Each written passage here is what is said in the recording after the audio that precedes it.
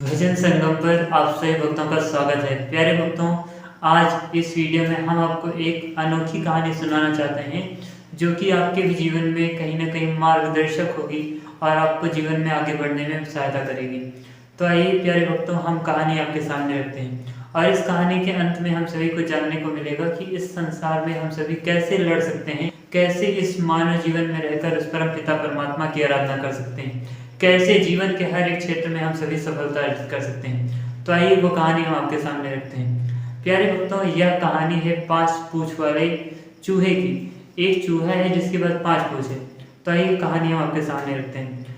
प्यारे भक्तों, एक समय की बात है, एक जंगल में एक 5 पूंछ वाला चूहा रहता था और होता यह है कि उस 5 पूंछ वाले चूहे के कई सारे मित्रगण भी रहते हैं और वो मित्रगण इस 5 पूंछ वाले चूहे को चिढ़ाते हैं कि 5 पूंछ वाला चूहा, 5 पूंछ वाला चूहा, 5 पूंछ वाला चूहा। यह बात सुनते सुनते जो चूहा है वह परेशान हो जाता है और वह दर्जी जी के पास जाता है और दर्जी से कहता है कि दर्जी जी, कृपया आप हमारी एक पूंछ को काट दीजिए, तो हो सकता है कि हमारे मित्र हमें चिढ़ाना बंद कर दें। अब होता यह है, दर्जी जी उसकी विनम्रता भाव को देखकर दर्जी जी उसकी एक पूंछ को काट देते हैं।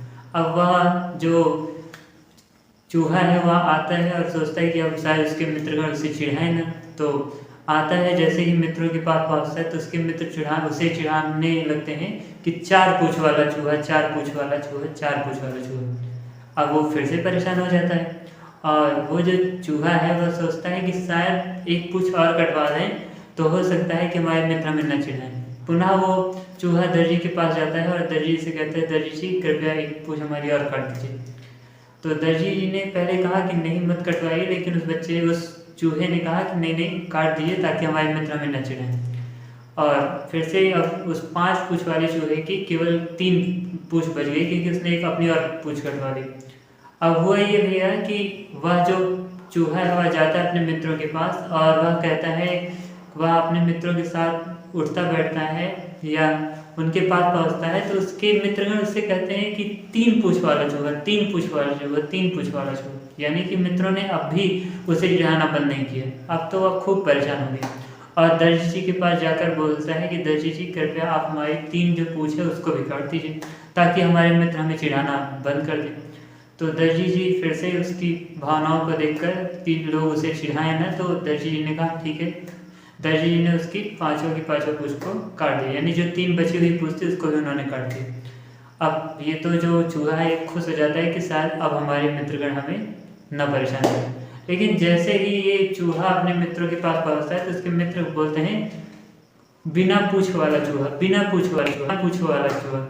अब ये जो चूहा रहता है खूब परेशान हो जाता है और खूब परेशान होने के बाद ये रोने लगता है।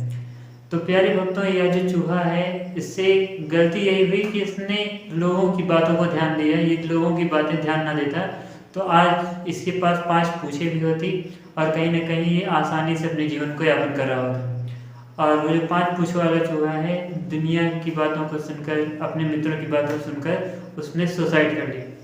तो आप सभी भक्तों से निवेदन है कि आप समाज में किसी की भी बातों से प्रभावित ना हो, केवल अपने गुरुजनों की बातों से, अपने माता पिता की बातों से ही प्रभावित हो। और याद रहे, आप जो फ्यूचर में करना चाहते हैं, समाज की बातों को न ध्यान देते हुए एक सकारात्मक दिशा में अपने कदम को बढ़ाइए और प्रभु परमात्मा का नाम लेकर उस कार्य को शुरू करेंगे तो 100% हमारी ये आस्था है, हमारा विश्वास है कि आपको उस कार्य में सफलता मिलेगी। बस याद रहे, आपको पीछे मुड़कर नहीं देखना है, लोगों की बातों को नहीं सुनना है, ऐसे लोगों की बातें नहीं सुनना है जो कि आपको पीछे खींचे। मिलते हैं किसी नए वीडियो में किसी नए टॉपिक के साथ। आज हम लोगों ने इस कहानी के माध्यम से जाना कि हमें लोगों की परवाह नहीं करना चाहिए, अपने सत्कर्म को जारी रखना चाहिए। आप सभी के हृदय में विराजित मेरे हनुमान जी महाराज के चरणों में कोटि कोटि नमन। सीताराम प्यारे भक्तों।